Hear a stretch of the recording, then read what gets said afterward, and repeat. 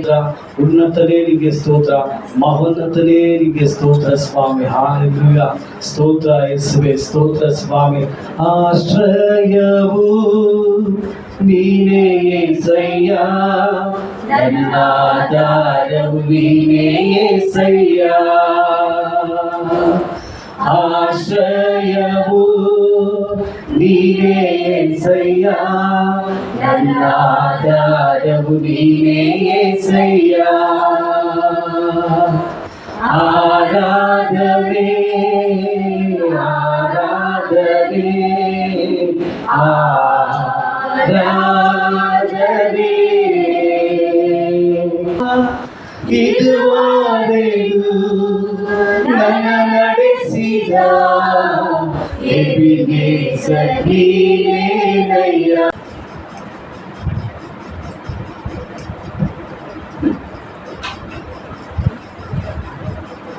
ಸ್ತೋತ್ರ ಉಂಟಾಗಲಿ. ಸೇರಿ ಬಂದಂತ ಎಲ್ಲರಿಗೂ ಸಹ ಯೇಸುಕ್ರಿಸ್ತನ ನಾಮದಲ್ಲಿ ನಾನು ವಂದಿಸುವುದಾಗಿದ್ದೇನೆ. ಇವತ್ತು ಸಂತೋಷ್ ಸರ್ಜಾ ಮತ್ತೆ ಪುಷ್ಪಲೀಲ ಅವರ ಎಂಗೇಜ್ಮೆಂಟ್ ಕಾರ್ಯಕ್ರಮ. ಇದರಲ್ಲಿ ಕರ್ತನು ನಮ್ಮ ಮಧ್ಯದಲ್ಲಿ ಇರಬೇಕಾಗಿ ಕರ್ತನಿಗೆ ಕೃತಜ್ಞತೆಯನ್ನು ಸಲ್ಲಿಸ್ತೇನೆ. ಬಂದಂತ ನಿಮ್ಮೆಲ್ಲರಿಗೂ ಸಹ ಯೇಸುಕ್ರಿಸ್ತನ ನಾಮದಲ್ಲಿ ಆಹ್ವಾನಿಸಲಾಗಿದ್ದೇನೆ. ಓಕೆ, ನಾವು ಈಗ ಎಂಗೇಜ್ಮೆಂಟ್ ಸಮಯ ಆರಂಭವಾಗಲಿಕ್ಕಿದೆ. ಎಂಗೇಜ್ಮೆಂಟ್ಗಾಗಿ ಸಿದ್ಧತೆ ಉಳ್ಳಂತ ಮೊದಲ ವ್ಯಕ್ತಿ ದಯಮಾಡಿ ನೀವು ಮುಂದೆ ಬರಬೇಕಾಗುತ್ತೆ ಕೇಳಿಕೊಳ್ತೇವೆ. ಸಂತೋಷ್ ಬ್ರದರ್ ಅವರ ಕುಟುಂಬದವರು, ಅವರ ತಂದೆ, ತಾಯಿ, ಅಕ್ಕ ಯಾರಾದ್ರೂ ಬಂದಿದ್ದೀರಾ? ತಂದೆ ಬಂದಿದ್ದಾರಾ? ಅವರು ದಯಮಾಡಿ ಮುಂದೆ ಚೇರಲ್ಲಿ ಅಪ್ಪ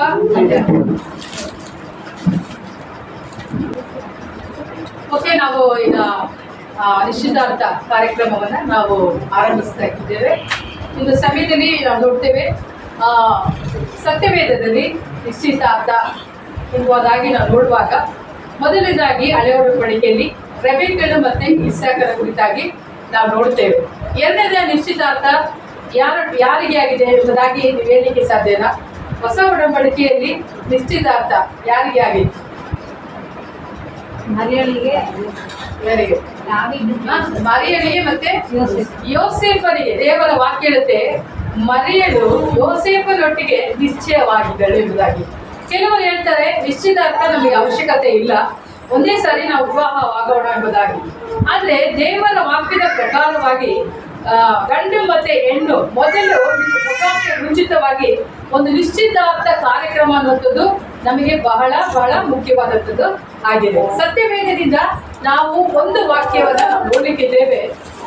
ನಿಶ್ಚಿತಾರ್ಥವಾದಂಥ ಹಳೆ ಒಡಂಬಡಿಕೆಯ ಒಬ್ಬ ವ್ಯಕ್ತಿ ಇದ್ದಾರೆ, ಆಕೆ ರೆಬೆಕ್ಕಳಾಗಿದ್ದಾರೆ. ನಾವು ಸತ್ಯವೇದದಲ್ಲಿ ನೋಡುವಾಗ ಆದಿಕಾಂಡ 24ನೇ ಅಧ್ಯಾಯಕ್ಕೆ ನಾವು ಬರುವಾಗ ಅಲ್ಲಿ ವಾಕ್ಯ ಹೇಳುತ್ತೆ, ಅಬ್ರಾಮನು ತನ್ನ ಸೇವಕರನ್ನ ಏನ್ ಮಾಡ್ತಿದ್ದಾನೆ, ತನ್ನ ಮಗನಿಗೆ ಹೆಣ್ಣು ನೋಡ್ಲಿಕ್ಕಾಗಿ ಕಳಿಸ್ತಾ ಇದ್ದಾನೆ. ಸೇವಕರು ಹೇಳ್ತಾ ಇದ್ದಾನೆ, ಸ್ವಾಮಿ ನಾನೇ ಹೇಗೆ ಹೋಗಿ ನಿನ್ನ ಮಗನಿಗೆ ಹೆಣ್ಣನ್ನ ನೋಡ್ಲಿಕ್ಕೆ ಸಾಧ್ಯ ಅಂತ ಹೇಳುವಾಗ ಅಬ್ರಾಮನ್ ಹೇಳ್ತಾನೆ, ಇಲ್ಲಪ್ಪ ನೀನೇ ಹೋಗ್ಬೇಕು, ನೀನು ಹೋಗುವಂತ ಮಾರ್ಗವನ್ನ ದೇವರು ಏನ್ ಮಾಡ್ತಾನೆ, ಸಫಲಪಡಿಸ್ತಾನೆ. ಯಾಕೆಂದ್ರೆ ನಾನು ಆರಾಧಿಸುವಂತ ದೇವರು ನಾನು ಬರಿಗೈಯಲ್ಲಿ ಬಂದಾಗ ನನ್ನನ್ನು ಆಶೀರ್ವಾದ ಮಾಡಿದ್ದಾನೆ. ಅದೇ ದೇವರು ನಿನಗೂ ಸಹ ನೀನು ಹೋದಂತ ಮಾರ್ಗವನ್ನ ಆತನು ಸಫಲಪಡಿಸಿ ನಿನ್ನ ಕಾರ್ಯವನ್ನ ಅವನೇನ್ ಮಾಡ್ತಾನೆ, ನೆರವೇರಿಸುವಾತನಾಗಿದ್ದಾನೆ. ಹಾಗಾಗಿ ನೀನು ಧೈರ್ಯವಾಗಿ ಹೋಗು, ನೀನು ಹೋದಂತ ಸ್ಥಳದಲ್ಲಿ ನನ್ನ ಮಗನಿಗೆ ಒಳ್ಳೆಯ ಒಂದು ಹೆಣ್ಣನ್ನ ಕರ್ತನೆ ಒದಗಿಸುವನು ಎಂಬುದಾಗಿ. ಈ ಒಂದು ಮಾತನ್ನ ಅವನು ಏನ್ ಮಾಡ್ತಾನೆ, ಸೇವಕ ಕೇಳ್ತಾನೆ. ಸೇವಕನಿಗೆ ಆದರೂ ಏನಂತಂದ್ರೆ ನಂಬಿಕೆ ಬರಲಿಲ್ಲ. ಯಾಕೆಂತಂದ್ರೆ ನಾನು ಹೋಗಿ ಹುಡುಗಿಯನ್ನ ಕೇಳಿದ್ರೆ ಆ ಹುಡುಗಿ ನನ್ನ ಹಿಂದೆ ಬರ್ಲಿಕ್ಕೆ ಸಾಧ್ಯನಾ ಎಂಬಂತ ಒಂದು ಪ್ರಶ್ನೆ ಅವನಲ್ಲಿ ಬರುತ್ತೆ. ಇವತ್ತು ಯಾರೇ ಆಗಿರ್ಬೋದು, ಮನೆಯ ಸೇವಕನನ್ನ ಒಂದು ಯಜಮಾನನ ಒಂದು ಮಗನಿಗೋ ಒಂದು ಹುಡುಗಿಯನ್ನ ನೋಡ್ಲಿಕ್ಕೆ ನೀವು ಹೋಗಿ ಬಾ ಅಂತಂದ್ರೆ ಯಾರಾದ್ರೂ ಒಪ್ಪುತ್ತಾರ? ಯಾರು ಒಪ್ಪೋದೇ ಇಲ್ಲ ಅಲ್ವಾ? ಮನೆ ಕೆಲಸದವ್ರನ್ನ ಹೋಗಿ ನನ್ನ ಮಗನಿಗೆ ಒಂದು ಹುಡುಗಿನ ನೋಡ್ಕೊಂಡು ಬಾ ಅಂತಂದ್ರೆ ಒಪ್ಪುತ್ತಾರ? ಅದು ಒಪ್ಪೋದಿಲ್ಲ. ಆದ್ರೆ ಇಲ್ಲಿ ದೇವರ ವಾಕ್ಯದಲ್ಲಿ ನೋಡಿದ್ದೇವೆ, ಅಬ್ರಾಮನು ತಾನು ಹೋಗಲಿಲ್ಲ, ತನ್ನ ಮಗನನ್ನ ಕಳಿಸ್ಲಿಲ್ಲ, ಅವನು ಕಳಿಸ್ತಾ ಇದ್ದಾನೆ ಸೇವಕರನ್ನ. ಹಲ್ಲೆಲೂಯಾ! ಎಷ್ಟು ಒಂದು ನಂಬಿಕೆ ನೋಡ್ರಿ. ಯಾಕೆ ಅಂತಂದ್ರೆ ಅಬ್ರಾಮನು ತಾನು ದೇವರು ಕರೆದಾಗ ಅವನು ಬರಿಗೈಯಲ್ಲಿ ಬರ್ತಾ ಇದ್ದಾರೆ, ಅವನು ಖಾಲಿ ಕರಗಳಲ್ಲಿ ಬರ್ತಾ ಇದ್ದಾರೆ. ಬರೀ ಕೈಯಲ್ಲಿ ಬಂದಂತ ಅಬ್ರಾಮನನ್ನ ದೇವರು ಆಸ್ತಿವಂತನಾಗಿ ಮಾಡಿದ, ಮತ್ತೆ ಅವನಿಗೆ ವಂಶವನ್ನ ಕೊಟ್ಟ, ಅವನನ್ನು ಆಶೀರ್ವಾದ ಮಾಡಿದ. ಇಂಥ ಒಂದು ಆಶೀರ್ವಾದ ಮಾಡಿದಂತ ದೇವರು ನನ್ನ ಮಗನಿಗೆ ಒಂದು ಹೆಣ್ಣನ್ನು ಕೊಡದೇ ಇರುವನು. ಹಾಗಾದ್ರೆ ನನ್ನ ದೇವರು ಆತನು ಒಳ್ಳೆಯವನಾಗಿದ್ದಾನೆ, ಒಳ್ಳೆಯದನ್ನೇ ಏನ್ ಮಾಡ್ತಾನೆ ಅಂದ್ರೆ ನನ್ನ ಮನೆಗೆ ಕಳಿಸ್ತಾನೆ ಎಂಬಂತ ನಂಬಿಕೆ ಅಬ್ರಾಮನಲ್ಲಿ ಇತ್ತು. ಅಬ್ರಾಮನ ಅಪ್ಪಣೆಯನ್ನ ಪಡೆದು ಸೇವಕನ ಏನ್ ಮಾಡ್ತಿದ್ದಾನೆ, ಅವನು ಹೊರಟು ಹೋಗ್ತಾ ಇದ್ದಾನೆ. ಹೊರಟು ಹೋಗಿ ಅಬ್ರಾಮನ ಸ್ವಂತ ಜನರಲ್ಲಿ ಹೆಣ್ಣನ್ನು ಹುಡುಕುತ್ತಾ ಹೋಗುವಾಗ ಅಲ್ಲಿ ಏನಾಗುತ್ತೆ ಅಂತಂದ್ರೆ ಅವನು ಪ್ರಾರ್ಥನೆ ಮಾಡಿಕೊಡ್ತಾನೆ, ಸ್ವಾಮಿ ನಾನೇನೋ ನನ್ನ ದಣಿ ಹೇಳಿದ ಪ್ರಕಾರವಾಗಿ ಬಂದಿದ್ದೇನೆ, ನನ್ನ ಮಾರ್ಗವನ್ನು ನೀವು ಸಫಲಪಡಿಸ್ರಿ, ನನಗೆ ಒಂದು ಹೆಣ್ಣನ್ನು ನೀವು ತೋರಿಸ್ರಿ ಹಾಗಾಗಿ ಸೇವಕರು ಏನ್ ಮಾಡ್ತಿದ್ದಾನೆ, ಪ್ರಾರ್ಥಿಸ್ತಾ ಇದ್ದಾನೆ. ಈಗ ನಾವು ತಿಳ್ಕೊಳ್ಳುವಂತ ಭಾಗ ಏನಂತಂದ್ರೆ, ನಾವು ಒಂದು ಹುಡುಗಿಯನ್ನ ಇಲ್ಲ ಒಂದು ಹುಡುಗನನ್ನ ನೋಡೋದಕ್ಕಿಂತ ಮುಂಚಿತವಾಗಿ, ಇಲ್ಲ ತಂದೆ ತಾಯಿಗಳಾದಂತ ನಾವು ನಮ್ಮ ಮಕ್ಕಳಿಗೆ ಒಂದು ಸಂಬಂಧವನ್ನು ನೋಡೋದಕ್ಕಿಂತ ಮುಂಚಿತವಾಗಿ ದೇವರ ಚಿತ್ತವನ್ನು ತಿಳಿದುಕೊಳ್ಳುವಂಥದ್ದು ಬಹಳ ಮುಖ್ಯವಾಗಿದೆ. ನಾವು ಯಾವುದಕ್ಕೂ ಆತುರ ಪಡದೆ ವಿವಾಹದ ಕಾರ್ಯದಲ್ಲಿ ಆತುರ ಪಡಬಾರದು. ದೇವರ ಚಿತ್ತವನ್ನ, ದೇವರ ಯೋಚನೆಯನ್ನ ಮೊದಲನೇದಾಗಿ ನಾವು ತಿಳ್ಕೊಳ್ಬೇಕು. ಆದ್ರೆ ಇವತ್ತು ವಿವಾಹದಲ್ಲಿ ಏನಂತಂದ್ರೆ ದೇವರ ಬಳಿಯಲ್ಲಿ ಕೇಳೋದಿಲ್ಲ. ನಾವು ಯಾರನ್ನ ಕೇಳ್ತೇವೆ ಅಂತಂದ್ರೆ ನಾವು ಅಕ್ಕಪಕ್ಕದವ್ರನ್ನ ಕೇಳ್ತೇವೆ ಅಲ್ವಾ. ಸಂತೋಷ್ ಬ್ರದರ್ ಅವರು ಒಳ್ಳೆಯವರ, ಅವರು ಒಳ್ಳೆಯ ಕೆಲಸವನ್ನ ಮಾಡ್ತಾರ, ಅವರಿಗೆ ಒಳ್ಳೆಯ ಆಸ್ತಿ ಇದೆಯಾ ಆ ರೀತಿ. ಇಲ್ಲ ಪುಷ್ಪಲೀಲಾ ಅವರು ಒಳ್ಳೆ ಹುಡುಗಿನ, ಚೆನ್ನಾಗಿ ಕೆಲಸ ಮಾಡ್ತಾಳ, ಹೇಗೆ ಇದ್ದಾಳೆ ಆಕೆ ಮನೆಯಲ್ಲಿ ಎಂಬುದಾಗಿ ಅಕ್ಕಪಕ್ಕ ವಿಚಾರಿಸ್ತೇವೆ. ಆದರೆ ನೋಡ್ರಿ, ದೇವರ ವಾಕ್ಯದಲ್ಲಿ ಹೇಳುತ್ತೆ, ನೀನು ನಿನ್ನ ಒಂದು ಹೆಂಡತಿ ಆಗುವನ್ನ ಇಲ್ಲ ಗಂಡನಾಗುವನ್ನ ನೀನು ಪಡೆಯಬೇಕಂತಂದ್ರೆ, ಇನ್ನ ನಿನ್ನ ಮನೆಗೆ ಅಳಿಯೋದೋ ಸೊಸೆನೋ ಬರಬೇಕಂತಂದ್ರೆ ಮೊದಲು ನೀನು ದೇವರ ಚಿತ್ತವನ್ನ ತಿಳಿಯಬೇಕು. ದೇವರ ಚಿತ್ತವನ್ನ ತಿಳಿಯದೆ ನಾವು ವಿವಾಹವಾಗಬಾರದು. ಮೊದಲು ಮಾಡಬೇಕಾದಂತ ಕಾರ್ಯ ದೇವರಿಗೆ ವಹಿಸಬೇಕು. ದೇವರೇ ಇದು ನಿನ್ನ ಚಿತ್ತನ ಎಂಬುದಾಗಿ ಮೊದಲು ನೀವು ಕೇಳಿಕೊಳ್ಳುವಂತರಾಗಿ ನೀವಿರಬೇಕು. ನೀವು ಕೇಳಿದ್ದೀರಾ? ವೆರಿ ಗುಡ್, ನೀವು ಕೇಳಿದ್ದೀರಾ? ಓಕೆ, ನಿಮ್ಮನ್ನ ಬರ್ತಂತೆ ಮಾಡಲ್ಲ. ನೀವು ಕೇಳಿದ್ದೀರಾ ಅಂತ ಮೇಲೆ ದೇವರಿಗೆ ಸ್ತೋತ್ರ ಉಂಟಾಗ್ಲಿ. ಮುಂದೆ ನಾವು ವಾಕ್ಯದಲ್ಲಿ ನಾವು ನೋಡ್ತೇವೆ, ಇಲ್ಲಿ ಅಬ್ರಾಮನ ದೇವರಿಗೆ ಪ್ರಾರ್ಥಿಸ್ತಾ ಇದ್ದಾನೆ, ದೇವರೇ ನಿನ್ನ ಚಿತ್ತ ಮಾತ್ರ ಸ್ವಾಮಿ ನೆರವೇರಲಿ, ನನ್ನ ಒಂದು ಯಜಮಾನನ ಮಗನಿಗೆ ಒಳ್ಳೆ ಹುಡುಗಿಯನ್ನು ನೀನು ಕೊಡಬೇಕು. ಆದರೆ ನಾನು ಒಂದು ಷರತ್ತನ್ನು ನಿನ್ನ ಮುಂದೆ ಹೇಳ್ತಾ ಇದ್ದೇನೆ. ನನ್ನ ಜೊತೆಗೆ ಒಂಟೆಗಳಿದೆ, ಆ ಒಂಟೆಗಳಿಗೆ ನಾನು ಒಂದು ಹೆಣ್ಣು ಮಗಳು ನನ್ನ ಎದುರುಗಡೆ ಬರುವಾಗ ನಾನು ನೀರನ್ನು ಕೇಳ್ತೇನೆ. ಯಾವ ಹೆಣ್ಣು ಮಗಳು ಬಂದು ನಿನ್ನ ಒಂಟೆಗೂ ನೀರು ಕೊಡ್ತೇನೆ, ನಿನಗೂ ನೀರು ಕೊಡ್ತೇನೆ ಅಂತ ಹೇಳ್ತಾಳೋ ಅವಳೇ ನನ್ನ ದಣಿಯ ಕುಟುಂಬಕ್ಕೆ ಸೇರಿದಂಥ ಒಂದು ಹೆಣ್ಣು ಎಂಬುದಾಗಿ ಅವನೇನ್ ಮಾಡ್ತಾನೆ, ನಿಶ್ಚಯ ಮಾಡಿಕೊಡ್ತಾನೆ. ಅದಾದ ಮೇಲೆ ದೇವರೊಟ್ಟಿಗೆ ಒಪ್ಪಂದ ಮಾಡಿಕೊಂಡು ಅವನ ಕಣ್ಣಿಟ್ಟು ನೋಡುವಾಗ ರೆಬೆಕ್ಕಳು ಬರ್ತಾ ಇದ್ದಾಳೆ. ರೆಬೆಕ್ಕಳು ಹೇಗೆ ಬರ್ತಾ ಇದ್ದಾಳೆ ಅಂದ್ರೆ, ತನ್ನ ಆಕೆ ಹೆಗಲ ಮೇಲೆ ಕೊಡವನ್ನು ಇಟ್ಟುಕೊಂಡು ಬರ್ತಾ ಇದ್ದಾಳೆ. ಬರುವಾಗ ಇವನು ನೋಡ್ತಾ ಇದ್ದಾನೆ. ನೋಡಿ ದಣಿ ಕೇಳ್ತಾನೆ, ಏನಮ್ಮ ನೀನು ನನಗೆ ಕುಡಿಯಲಿಕ್ಕೆ ನೀರು ಕೊಡ್ತೀಯಾ ಅಂತ ಕೇಳ್ತಾನೆ. ಅದಕ್ಕೆ ಅವಳು ಹೇಳ್ತಾಳೆ, ಅವಳೇನುವಂತ ಮಾತೇನಂತಂದ್ರೆ, ಸ್ವಾಮಿ ನಾನು ನಿನಗೆ ಕೊಡ್ತೇನೆ, ನಿನ್ನ ಒಂಟೆಗಳಿಗೂ ಕೊಡ್ತೇನೆ ಅಂತ. ಹಲ್ಲೆಲೂಯಾ. ಬಹಳ ಚಂದವಾದಂಥ ಮಾತು. ಏನಂತಂದ್ರೆ, ನೀರು ಕೊಡು ಅಂತ ಕೇಳುವಾಗ ನಾವೇನ್ ಮಾಡ್ತೇವೆ ಅಂದ್ರೆ, ಯಾರೇ ಬಂದರೂ ಒಬ್ಬರಿಗೆ ನೀರು ಕೊಡ್ತೇವೆ ಅಲ್ವಾ. ಒಂಟೆಗಳು ತಂದ್ರೆ, ಹಸುಗಳು ತಂದ್ರೆ ನಾನು ಎಲ್ಲರಿಗೂ ಕೊಡ್ಲಿಕ್ಕೆ ಸಾಧ್ಯ ಕೊಡೋದಿಲ್ಲ ಅಲ್ಲ. ನಾವೇನ್ ಮಾಡ್ತೇವೆ ಅಂದ್ರೆ, ಸೇವಕರು ಕೇಳ್ತಾ ಇರುವಾಗ ರೆಬೆಕ್ಕಳು ನಿನಗೆ ಕೊಡ್ತೇನೆ ನೀರನ್ನ ಮತ್ತು ನಿನ್ನ ಒಂಟೆಗಳಿಗೂ ಕೊಡ್ತೇನೆ. ಇದರಲ್ಲಿ ಗೊತ್ತಾಗುತ್ತೆ ರೆಬೆಕ್ಕಳ ಒಂದು ತಾಳ್ಮೆ ಎಷ್ಟು ಎಂಬುದಾಗಿ, ರೆಬೆಕ್ಕಳಿಗೆ ಎಷ್ಟು ತಾಳ್ಮೆ ಇದೆ ಎಂಬುದಾಗಿ. ಇವತ್ತು ಪುಷ್ಪಲೀಲಾ ಅವರಿಗೆ ಇಂಥ ಒಂದು ತಾಳ್ಮೆ ಬಹಳ ಮುಖ್ಯವಾಗಿದೆ ಅಲ್ವಾ. ನಮಗೇನ್ ಬೇಕು? ತಾಳ್ಮೆ ಬೇಕು. ಹೆಣ್ಣು ಯಾವಾಗಲೂ ಏನಾಗಿರ್ಬೇಕು ಅಂದ್ರೆ, ಯಾಕೆ ತಾಳ್ಮೆ ಉಳ್ಳವಳಾಗಿ ಇರಬೇಕು. ತಾಳ್ಮೆ ಇದ್ದರೆ ಮಾತ್ರನೇ ಏನ್ ಮಾಡ್ಲಿಕ್ಕೆ ಸಾಧ್ಯ ಅಂತಂದ್ರೆ, ಕುಟುಂಬವನ್ನು ಮುಂದೆ ನಾವು ಸಾಗಿಸ್ಲಿಕ್ಕೆ ಸಾಧ್ಯ. ಹಾಗಾಗಿ ರೆಬೆಕ್ಕಳಿಗೆ ಏನಿತ್ತು ಅಂತಂದ್ರೆ ಬಹಳ ತಾಳ್ಮೆ ಇತ್ತು ಎಂಬುದಾಗಿ ನಾವು ನೋಡ್ತೇವೆ. ಇಲ್ಲಿ ಸೇವಕರು ಅವನು ಏನ್ ಹೇಳ್ತಿದ್ದಾನೆ ಅಂತಂದ್ರೆ, ಈಗ ರೆಬೆಕ್ಕಳು ಬಂದು ನೀರನ್ನು ಕೊಡ್ತಾ ಇದ್ದಾಳೆ. ಆದ್ರೆ ಅವನ ಮನಸ್ಸಿನಲ್ಲಿ ಒಂದು ಏನಂತಂದ್ರೆ ಅವನ ಆಸೆ ಇತ್ತು, ಈ ಹುಡುಗಿನ ಒಂದು ನನ್ನ ದಣಿಯ ಮಗ ನೋಡಿದ್ರೆ ಚೆನ್ನಾಗಿರ್ತಾ ಇತ್ತು ಅಲ್ಲ. ಈ ಸಾಕನೇ ಬಂದು ನೋಡಿದ್ರೆ ಅವನು ಇಷ್ಟಪಡೋದನ್ನ ನಾವು ಮದುವೆ ಮಾಡ್ಬೋದಿತ್ತು. ಆದ್ರೆ ನಾನು ಇಷ್ಟಪಡೋದನ್ನ ಈ ಸಾಕ ಮದುವೆ ಆಗ್ತದಾ ಎಂಬಂತ ಪ್ರಶ್ನೆ ಅಲ್ವಾ. ಇವತ್ತು ನಮ್ಮೆಲ್ಲರಿಗೂ ಅದೇ ಪ್ರಶ್ನೆ ಏನು ಬರುತ್ತೆ ಅಂತಂದರೆ, ಹುಡುಗ ಆಗಿರ್ಬೋದು, ಹುಡುಗಿ ಆಗಿರ್ಬೋದು, ನಿಮ್ಮ ಅಪ್ಪ ಅಮ್ಮ ಇಷ್ಟಪಟ್ಟವ್ರನ್ನ ನೀವು ಮದುವೆ ಆಗಲಿಕ್ಕೆ ಸಾಧ್ಯನಾ? ಮಾಡ್ಕೊಳ್ತಾರೆ. ಅಪ್ಪ ಅಮ್ಮ ಹೇಳ್ತಾರೆ, ನಾನು ನೋಡಿದ್ದೀನಿ ಹುಡುಗಿನ, ನೀವು ನೋಡೋದು ಬೇಡ ಅಂತ ಹೇಳಿದಾಗ ನೀವು ಒಪ್ಕೊಳ್ತೀರಾ? ನೀವು ಒಪ್ತೀರಾ? ಹುಡುಗ ಹೇಗಿದ್ದಾನೆ, ಹುಡುಗಿ ಹೇಗಿದ್ದಾರೆ ಅಲ್ಲ ಹೇಳ್ತೇವೆ. ಮೊದಲು ಏನು ಕೇಳ್ತಾರೆ ಅಂದರೆ, ಈಗ ಇರೋಂಥ ಹುಡುಗರು ಏನು ಕೇಳ್ತಾರೆ ಅಂದರೆ, ಹುಡುಗಿ ಬೆಳ್ಳಗಿದ್ದಾಳ? ಈಗ ಕೇಳಿ ಬಂದ ಪ್ರಶ್ನೆ, ಹುಡುಗಿ ಬೆಳ್ಳಗೆ ಇದ್ದಾಳ? ಇನ್ನು ಹುಡುಗ ಬಂದಾಗ ಅವನು ಹೇಳ್ತಾನೆ, ಹುಡುಗಿ ಚೆನ್ನಾಗಿ ಡ್ರೆಸ್ ಮಾಡಿಲ್ಲ, ಅವಳು ಲಿಫ್ಟಿಂಗ್ ಹಾಕಿಲ್ಲ, ಮೇಕಪ್ ಹಾಕಿಲ್ಲ, ನಮಗೆ ಇಷ್ಟ ಇಲ್ಲ ಅಂತ. ಆದರೆ ನೋಡ್ರಿ, ದೇವರ ವಾಕ್ಯ ಹೊರಗಿನ ಒಂದು ಬ್ಯೂಟಿಗೆ ಪ್ರಾಮುಖ್ಯತೆ ಕೊಟ್ಟಿಲ್ಲ. ಅರ್ಥ ಮಾಡ್ಕೊಳ್ಳಿ. ಮದುವೆ ವಿವಾಹಕ್ಕಾಗಿ ಎದು ನೋಡ್ತಿರುವಂಥ ಮಕ್ಕಳು ನೀವು ಅರ್ಥ ಮಾಡ್ಕೊಳ್ಳಿ. ಹೊರಗಿನ ಬ್ಯೂಟಿಗಿಂತ, ಹೊರಗಿನ ಸೌಂದರ್ಯಕ್ಕಿಂತ ಈಸಾಕನು ಮತ್ತೆ ಅಬ್ರಾಮನು ಒಳಗಿನ ಸೌಂದರ್ಯಕ್ಕೆ ಬಹಳ ಪ್ರಾಮುಖ್ಯತೆಯನ್ನು ಕೊಟ್ಟಿದ್ದಾರೆ. ಆಮೇಲೆ ಒಳಗಿನ ಪ್ರಾಮುಖ್ಯತೆ ನಮಗೆ ಬಹಳ ಮುಖ್ಯ. ಹುಡುಗಿ ಕಪ್ಪಿದ್ದಾಳು, ಹುಡುಗ ಕಪ್ಪಗಿದ್ದಾಳು, ಅದೆಲ್ಲ ನಮಗೆ ಮುಖ್ಯ.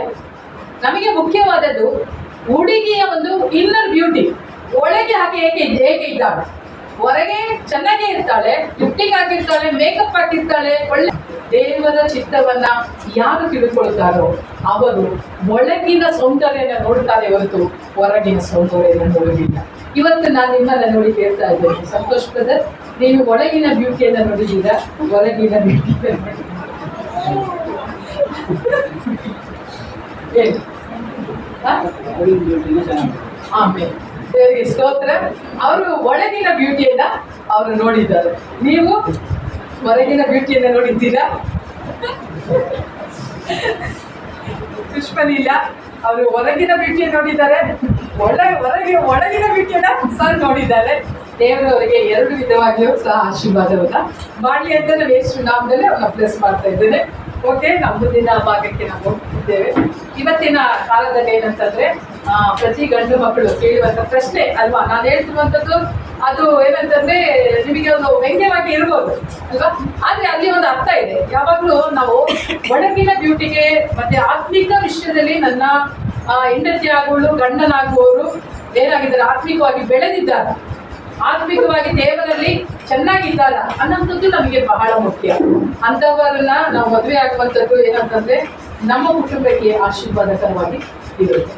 ನೆಕ್ಸ್ಟ್ ನಾನು ನೋಡುವಾಗ ಇಲ್ಲಿ ರೆಬೆಕ್ಕಾ ಹಾಗೇನ್ ಮಾಡ್ತಿದ್ದಾಳೆ, ಸೇವಕರಿಗೆ ಹೇಳ್ತಿದ್ದಾಳೆ, ನಾನು ನೀರನ್ನ ಕೊಡ್ತೇನೆ ಎಂಬುದಾಗಿ. ಈ ನೀರನ್ನ ಕೊಡುವಂಥದ್ದು ನಾವು ಊಹೆ ಮಾಡಿಕೊಂಡ್ರೆ 10 ಒಂಟೆಗಳು ಅವನೊಟ್ಟಿಗೆ ಇದೆ. ಎಷ್ಟು ಒಂಟೆಗಳಿದೆ ಅಂತೆ? 10 ಒಂಟೆಗಳಿದೆ. 10 ಒಂಟೆಗಳಿಗೆ ಅವನು ಏನ್ ಮಾಡ್ಬೇಕಾಗಿತ್ತು, ನೀರನ್ನ ಕೊಡ್ಬೇಕಾಗಿತ್ತು. ಹೌದು, ಆ ನೀರನ್ನ ತರಬೇಕು ಅಂತಂದ್ರೆ ಹೆಚ್ಚು ಕಡಿಮೆ ಅದು ದೊಡ್ಡ ಒಂದು ಏನಂತಂದ್ರೆ ಕೊಡ.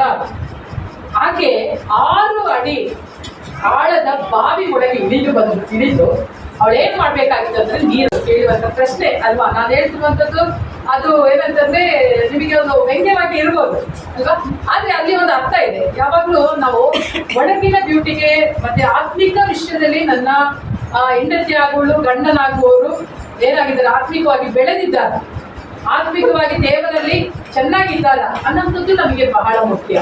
ಅಂಥವರನ್ನ ನಾವು ಮದುವೆ ಆಗುವಂಥದ್ದು ಏನಂತಂದ್ರೆ ನಮ್ಮ ಕುಟುಂಬಕ್ಕೆ ಆಶೀರ್ವಾದಕರವಾಗಿ ಇರುತ್ತೆ. ನೆಕ್ಸ್ಟ್ ನಾನು ನೋಡುವಾಗ ಇಲ್ಲಿ ರೆಬೆಕ್ಕಾ ಹಾಗೇನ್ ಮಾಡ್ತಿದ್ದಾಳೆ, ಸೇವಕನಿಗೆ ಹೇಳ್ತಿದ್ದಾಳೆ, ನಾನು ನೀರನ್ನ ಕೊಡ್ತೇನೆ ಎಂಬುದಾಗಿ. ಈ ನೀರನ್ನ ಕೊಡುವಂಥದ್ದು ನಾವು ಊಹೆ ಮಾಡಿಕೊಂಡ್ರೆ 10 ಒಂಟೆಗಳು ಅವನೊಟ್ಟಿಗೆ ಇದೆ. ಎಷ್ಟು ಒಂಟೆಗಳಿದೆ ಅಂತೆ? 10 ಒಂಟೆಗಳಿದೆ. 10 ಒಂಟೆಗಳಿಗೆ ಅವನು ಏನ್ ಮಾಡ್ಬೇಕಾಗಿತ್ತು, ನೀರನ್ನ ಕೊಡ್ಬೇಕಾಗಿತ್ತು. ಹೌದು, ಆ ನೀರನ್ನ ತರಬೇಕೆ ಅಂತಂದ್ರೆ ಹೆಚ್ಚು ಕಡಿಮೆ ಅದು ದೊಡ್ಡ ಒಂದು ಏನಂತಂದ್ರೆ ಕೊಡ. ಆಕೆ 6 ಅಡಿ ಆಳದ ಬಾವಿ ಒಳಗೆ ಇಳಿದು ಅವಳು ಏನ್ ಮಾಡ್ಬೇಕಾಗಿತ್ತು ಅಂದ್ರೆ ನೀರನ್ನ ತರಬೇಕಾಗಿತ್ತು. ಎಷ್ಟು ಅಡಿ ಇಲ್ಲಿ ಪುಷ್ಪಲಿಲ್ಲ? 6 ಅಡಿ 6 ಅಡಿ ಬಾವಿ ಆಯ್ತಾ, ಅದ್ರೊಳಗೆ ಇಳಿದು ಅವಳು ಏನ್ ಮಾಡ್ಬೇಕಾಗಿತ್ತು, ನೀರನ್ನ ತರಬೇಕಾಗಿತ್ತು. ನಾವ್ ಏನಾದ್ರೆ ಸೇರೋದಲ್ಲ, ಬೈಬಲ್ ಪಂಡಿತರು ಹೇಳ್ತಾರೆ 6 ಅಡಿ ಆಳದಲ್ಲಿ ಹೋಗಿ ಅವಳು ನೀರನ್ನು ತೆಗೆದುಕೊಂಡು ಬಂದಂತ. ಎಷ್ಟು ಸಾರಿ ಇಳಿದಿರ್ತಾಳೆ, ಎಷ್ಟು ಸಾರಿ ಹತ್ತಿರ್ತಾಳೆ. ಒಂದೊಂದು ಒಂಟೆ 270 ಲೀಟರ್ ಏನಂತಂದ್ರೆ ನೀರನ್ನು ಕುಡಿಯುತ್ತೆ. ಎಷ್ಟು ಲೀಟರು? 270 ಲೀಟರ್. ಹಾಗಾದ್ರೆ ಅಷ್ಟು ನೀರನ್ನ ಆಕೆ ತಂದು ಹುಯ್ದ್ಲು. ಎಷ್ಟು ತಾಳ್ಮೆ ನೋಡಿ. ಅಂತ ತಾಳ್ಮೆ ಉಳ್ಳಂತ ಹೆಣ್ಣು ಬೇಕೆಂಬುದಾಗಿ ಅಬ್ರಾಮನು ದೇವರಲ್ಲಿ ಕೇಳಿಕೊಂಡು, ಹಲ್ಲೆಲೂಯಾ. ಅದೇ ದೇವರು ಏನ್ ಮಾಡಿದ್ರು ಅಂತಂದ್ರೆ ಅಂತ ಒಂದು ಹೆಣ್ಣನ್ನ ದೇವರೇನ್ ಮಾಡಿದ್ರೆ ಅನುಗ್ರಹಿಸಿದ. ಅವನಿಗೆ ಸಂತೋಷ ಆಯ್ತು, ಅವನ ಸೇವಕನಿಗೆ. ಎಷ್ಟು ಒಂದು ತಾಳ್ಮೆಯಾಗಿ ಅವಳೆಲ್ಲವನ್ನ ನೋಡಿಕೊಳ್ತಿದ್ದಾಳೆ ಅಂತ ಹೇಳಿ ಅವರ ಕುಟುಂಬದಿಂದ ಅವ್ರೇನ್ ಮಾಡ್ತಾರೆ ಅಂದ್ರೆ ಅಬ್ರಾಮನು ಕಳಿಸಿದಂತ ಶ್ರೇಷ್ಠವಾದಂತ ವಸ್ತುಗಳನ್ನ ಏನ್ ಮಾಡ್ತಾರೆ ಅಂತಂದ್ರೆ ಒಡವೆ ಬಂಗಾರಗಳನ್ನ ಏನ್ ಮಾಡ್ತಾನೆ ರೆಬೆಕ್ಕಳಿಗೆ ಕೊಟ್ಟು ಅವ್ನು ಹೇಳ್ತಾನೆ, ನೀನ್ ಯಾರ ಮಗಳು ಎಂಬುದಾಗಿ ಹೇಳುವಾಗ ಅವಳು ಹೇಳ್ತಾಳೆ, ನಾನು ಈ ರೀತಿಯಾದ ಬೆಟ್ಟಿಬೇಲನ ಮಗಳು, ನನಗೆ ಒಬ್ಬ ಅಣ್ಣ ಇದ್ದಾನೆ ಲಾಬಾನ ಎಂಬುದಾಗಿ ಆಕೆ ಹೇಳ್ತಾಳೆ. ಸರಿ ಅಮ್ಮ, ನಾನು ನಿಮ್ಮ ಮನೆಗೆ ಬರ್ಬೋದಾದಾಗ ಅವ್ನು ಹೇಳ್ತಾನೆ, ಬನ್ನಿ, ನೀವು ನಮ್ಮ ಮನೆಗೆ ಬನ್ನಿ, ಮತ್ತೆ ನೀವು ಬರ್ಬೋದು, ನಿಮ್ಮ ಒಂಟೆಗಳಿಗೂ ಸಹ ಏನಂತಂದ್ರೆ ನನ್ನ ಮನೆಯಲ್ಲಿ ಸ್ಥಳ ಇದೆ. ಎಷ್ಟೊಂದು ಇದೆಲ್ಲ ಮನೆಗೆ ನಾವು ಜನನ್ನ ಇನ್ವೈಟ್ ಮಾಡೋದೇ ಕಷ್ಟ, ಅದರಲ್ಲಿ ಒಂಟೆಗಳನ್ನ ಇನ್ವೈಟ್ ಮಾಡ್ಲಿಕ್ಕೆ ಆಗುತ್ತಾ? ನಮ್ಮ ಮನೆಯಲ್ಲಿ ಏನಂತಂದ್ರೆ ಇಬ್ಬರಿಗೆ ಸ್ಥಳ ಇದೆ, ಬೇರೆ ಯಾರಿಗೂ ಸ್ಥಳ ಇಲ್ಲ ಅಂತ ಹೇಳ್ತೀವಿ. ಆದ್ರೆ ಇಲ್ಲಿ ಹಾಗೆಲ್ಲ ಯಾಕೆ ಹೇಳ್ತಿದ್ದಾಳೆ, ನೀವು ಬನ್ನಿ, ಒಂಟೆಗಳಿಗೂ ಸಹ ನಮ್ಮ ಮನೆಯಲ್ಲಿ ಸ್ಥಳ ಇದೆ ಎಂಬುದಾಗಿ. ಆಗ ಅವನಿಗೆ ಅರ್ಥ ಆಯಿತು, ದೇವರು ಈ ಕಾರ್ಯವನ್ನು ಏನ್ ಮಾಡಿದ್ದಾನೆ ಸಫಲಪಡಿಸಿದ್ದಾನೆ. ಇಲ್ಲಿಂದ ಸೇವಕರು ಏನ್ ಮಾಡ್ತಾರೆ, ಮನೆಗೆ ಹೋಗ್ತಾರೆ. ಮನೆಗೆ ಹೋದಾಗ ಎಲ್ಲಾ ವಿಷಯಗಳನ್ನ ಏನ್ ಮಾಡ್ತಾರೆ ಅಲ್ಲಿ ತಿಳಿಸಿದಾಗ ಬೆತ್ತುಬೇಲಿಗೂ ಮತ್ತೆ ಲಾಭನಿಗೂ ಬಹಳ ಸಂತೋಷ ಆಗುತ್ತೆ. ಯಾಕಂದ್ರೆ ಹತ್ತಿರ ಸಂಬಂಧಿಕರಾದಂತ ನಾವು ಇವತ್ತೇನಾಗಿದ್ದೇವೆ, ಒಂದಾಗ್ತಿದ್ದೇವೆ ಎಂಬುದಂತ ಒಂದು ಸಂಗತಿ ಅಲ್ಲಿ ಗೊತ್ತಾಗುತ್ತೆ. ಇದಾದ ನಂತರ ಅಲ್ಲಿ ದೇವರ ವಾಕ್ಯ ಹೇಳುತ್ತೆ, ಅವರಿಬ್ಬರು ಮಾತನಾಡುತ್ತಾ ಲಾಭನ ಬೆತ್ತುಬೇಲಿನು ಅಬ್ರಾಮನ ಸೇವಕನೊಟ್ಟಿಗೆ ಮಾತನಾಡ್ತಾ ಇರುವಾಗಲೇ ಅವರು ಒಂದು ಮಾತನ್ನು ಹೇಳ್ತಾರೆ, ಏನಂತಂದ್ರೆ ಈ ಕಾರ್ಯವು ಯೆಹೋವನಿಂದಲೇ ಉಂಟಾಗಿದೆ. ಹಾಗಾದ್ರೆ ಇವತ್ತು ನಾನು ನಿಮ್ಮನ್ನ ನೋಡಿ ನಾನು ಡಿಕ್ಲೇರ್ ಮಾಡ್ತಾ ಇದ್ದೇನೆ, ದೇವರ ಚಿತ್ತದ ಮೇರೆಗೆ ನೀವಿಬ್ಬರು ಸಹ ವಿವಾಹ ಕಾರ್ಯಕ್ಕಾಗಿ ಇವತ್ತು ಸಿದ್ಧವಾಗ್ತಾ ಇದ್ದೀರಾ. ಮೊದಲಾಗಿ ಇವತ್ತಿನವರೆಗೂ ಇದುವರೆಗೂ ನೀವೇನನ್ನ ಕರೆಸಿಕೊಂಡಿರಿ ಅಂತಂದ್ರೆ ಮಿಸ್ಟರ್ ಸಂತೋಷ್ ಮಿಸ್ ಪುಷ್ಪಲೀಲಾ ಎಂಬುದಾಗಿ ನೀವು ಕರೆಸ್ಕೊಂಡಿದ್ರಿ. ಇನ್ನು ಮುಂದೆ ಜನರು ಏನ್ ಹೇಳ್ತಾರಂದ್ರೆ ಮೊದಲಿಗೆ ಅಲ್ಲ, ವಿವಾಹಕ್ಕಾಗಿ ಎದುರು ನೋಡ್ತಿರುವಂತ ಮಕ್ಕಳನ್ನ ಈ ರೀತಿಯಾಗಿ ಕರೀತಾರಲ್ವ. ಹಾಗಾದ್ರೆ ಇವತ್ತು ಈ ಕಾರ್ಯ ಯಾರಿಂದ ನಡೆಯುತ್ತೆ ಎಂಬುದಾಗಿ ಇವತ್ತು ನಾವು ಹೇಳೋದಾದ್ರೆ ದೇವರ ವಾಕ್ಯ ಇರುತ್ತೆ, ಈ ಕಾರ್ಯ ಯೆಹೋವನಿಂದಲೇ ಉಂಟಾಯಿತು ಎಂಬುದಾಗಿ. ದೇವರು ಸಂಗಾತಿಯನ್ನ ಕೊಡುವಂಥದ್ದು ಏನಂತಂದ್ರೆ ದೇವರ ಚಿತ್ತದ ಮೇರೆಗೆ ದೇವರ ಒಂದು ಭಂಡಾರದ ಒಳಗಿಂದ ದೇವರು ಏನ್ ಮಾಡ್ತಾರೆ, ತಕ್ಕ ಸಮಯಕ್ಕೆ ತಕ್ಕ ರೀತಿಯಲ್ಲಿ ಸಹಾಯವನ್ನು ಕೊಟ್ಟು ಸಂಗಾತಿಯನ್ನ ಏನ್ ಮಾಡ್ತಾನೆ ಕೊಡುವಾತನಾಗಿದ್ದಾನೆ. ಇವತ್ತು ನಾನು ಮುಂದೆ ನಾನು ಡಿಕ್ಲೈನ್ ಮಾಡ್ತಾ ಇದ್ದೇನೆ, ಈ ಒಂದು ಕಾರ್ಯ ಯೆಹೋವನಿಂದಲೇ ಉಂಟಾಯಿತು. ನಾವೆಲ್ಲರೂ ಸೇರಿ ಹೇಳೋಣ, ಈ ಕಾರ್ಯವು ಯೆಹೋವನಿಂದಲೇ ಉಂಟಾಯಿತು. ಹಾಗಾದ್ರೆ ನಾವಂತೂ ಹೌದೆಂದು ಅಲ್ಲವೆಂದು ಹೇಳಲಾರೆವು. ಇದು ವಾಕ್ಯ ಹೇಳ್ತದೆ, ನಾವು ಹೌದು ಅಂತನೋ ಇಲ್ಲ ಅಂತ ನಾವು ಹೇಳಲಿಕ್ಕೆ ಸಾಧ್ಯ ಇಲ್ಲ. ಯಾಕೆ ಅಂತಂದ್ರೆ ಇದು ದೇವರಿಂದಲೇ ಉಂಟಾಯಿತು. ಇದಾದ ನಂತರ ಅವನೇನ್ ಮಾಡ್ತಾ ಇದ್ದಾನೆ, ರೆಬೆಕ್ಕಳಿಗೆ ಒಂದು ಮಾತನ್ನ ಕೇಳ್ತಾ ಇದ್ದಾನೆ. ನಮಗೇನೋ ಒಪ್ಪಿಗೆ ಇದೆಯಪ್ಪ, ರೆಬೆಕ್ಕಳಿಗೆ ಒಪ್ಪಿಗೆ ಇದೆಯಾ ಈ ಎಂಗೇಜ್ಮೆಂಟ್ ಮಾಡಿಕೊಳ್ಳಿಕ್ಕೆ? ರೆಬೆಕ್ಕಳಿಗೆ ಒಪ್ಪಿಗೆ ಇದೆಯಾ? ಇವತ್ತು ನಾನು ನಿಮ್ಮನ್ನ ನೋಡಿ ಕೇಳ್ತಾ ಇದ್ದೇನೆ, ಪುಷ್ಪಲೀಲಾ, ಇವತ್ತು ನಿಮಗೆ ಸಂತೋಷೊಟ್ಟಿಗೆ ಎಂಗೇಜ್ಮೆಂಟ್ ಮಾಡಿಕೊಳ್ಳಿಕ್ಕೆ, ನಿಶ್ಚಿತಾರ್ಥ ಮಾಡಿಕೊಳ್ಳಿಕ್ಕೆ ನಿಮಗೆ ಒಪ್ಪಿಗೆ ಇದೆಯಾ? ಚೆನ್ನಾಗಿ ಹೇಳಿ, ಚೆನ್ನಾಗಿ ಎದ್ದು ನಿಂತ್ಕೋ. ನನಗೆ ಒಪ್ಪಿಗೆ. ಸಂತೋಷ್ ಬ್ರದರ್, ನಿಮಗೆ ಪುಷ್ಪಲೀಲನ ವಿವಾಹವಾಗಲಿಕ್ಕೆ ನಿಶ್ಚಿತಾರ್ಥವಾಗಲಿಕ್ಕೆ ನಿಮಗೆ ಒಪ್ಪಿಗೆ ಇದೆ? ಇವತ್ತು ಸಂತೋಷ್ ಬ್ರದರ್ ಅವರ ಕುಟುಂಬದವರನ್ನ ನೋಡಿ ನಾನು ಕೇಳ್ತಾ ಇದ್ದೇನೆ, ಇವತ್ತು ಪುಷ್ಪಲೀಲನ ನಿಮ್ಮ ಕುಟುಂಬದ ಒಂದು ಸದಸ್ಯರಾಗಿ ನೀವು ಸ್ವೀಕಾರ ಮಾಡಲಿಕ್ಕೆ ನಿಮಗೆ ಇಷ್ಟ ಇದೆಯಾ? ಇಷ್ಟ ಇದೆ. ಇವಾಗ ಪುಷ್ಪಲೀಲಾ ಕುಟುಂಬದವರಿಗೆ ನಾನು ಕೇಳ್ತಾ ಇದ್ದೇನೆ, ಸಂತೋಷ್ ಬ್ರದರ್ ಅನ್ನ ನಿಮ್ಮ ಕುಟುಂಬದ ಒಂದು ಸದಸ್ಯರಾಗಿ ಸ್ವೀಕಾರ ಮಾಡಲಿಕ್ಕೆ ನಿಮಗೆ ಇಷ್ಟ ಇದೆಯಾ? ಓಕೆ, ದೇವರ ಚಿತ್ತದ ಮೇರೆಗೆ ಅವರೆಲ್ಲರೂ ಸಹ ಏನ್ ಮಾಡಿದ್ದಾರೆ, ಈ ಒಂದು ನಿಶ್ಚಿತಾರ್ಥ ಕಾರ್ಯಕ್ರಮದಲ್ಲಿ ಇಬ್ಬರು ಏನ್ ಮಾಡಿದ್ದಾರೆ, ಒಪ್ಪಿಗೆನ ಅವರು ನೀಡಿದ್ರಿಂದ ಇವತ್ತು ನಾವು ಈ ಕಾರ್ಯಕ್ರಮನ ಮತ್ತೆ ಮುಂದುವರಿಸ್ತಾ ಇದ್ದೇವೆ. ರೆಬೆಕ್ಕಳೊಟ್ಟಿಗೆ ಮತ್ತೆ ನಾವು ಪುನಃ ಜರ್ನಿಯನ್ನ ಮಾಡ್ತಾ ಇದ್ದೇವೆ. ರೆಬೆಕ್ಕಳಿಗೆ ಆಕೆಗೆ ಕರೆದು ಕೇಳ್ತಾ ಇದ್ದಾರೆ, ಏನಮ್ಮ ನೀನು ಹೋಗ್ಲಿಕ್ಕೆ ಇಷ್ಟನಾ ಅಂತ ಹೇಳುವಾಗ, ಪುಷ್ಪಲೀಲಾ ನಿನಗೆ ಕೊಪ್ಪಗೆ ಹೋಗ್ಲಿಕ್ಕೆ ಇಷ್ಟನಾ ಅಂತ ಕೇಳಿದ ಕೂಡಲೇ ಪುಷ್ಪಲೀಲಾ ಹೇಳ್ತಾ ಇದ್ದಾರೆ, ನನಗೆ ಕೊಪ್ಪಗೆ ಹೋಗ್ಲಿಕ್ಕೆ ಇಷ್ಟ ಅಂತ ಹೇಳ್ತಾರೆ. ಅದಾದ ಮೇಲೆ ಏನಾಗುತ್ತೆ ಅಂತಂದ್ರೆ ಸಂತೋಷ್ ಬ್ರದರ್ ಅವರು ಅವರಿಗೆ ಕೊಡಬೇಕಂತ ಉಡುಗೊರೆಯಿಂದ ಈಗ ನೀಡಲಿಕ್ಕಿದ್ದಾರೆ. ದಯಮಾಡಿ ಅವರಿಗೆ ಪುಷ್ಪಲೀಲ ಅವರಿಗೆ ಏನು ಉಡುಗೊರೆಯನ್ನು ಕೊಡಬೇಕೆಂಬುದಾಗಿ ಬಿಟ್ಟಿದೆ. ಆ ಉಡುಗೊರೆಯನ್ನು ದಯಮಾಡಿ ಬಿಟ್ಟಿದೆ.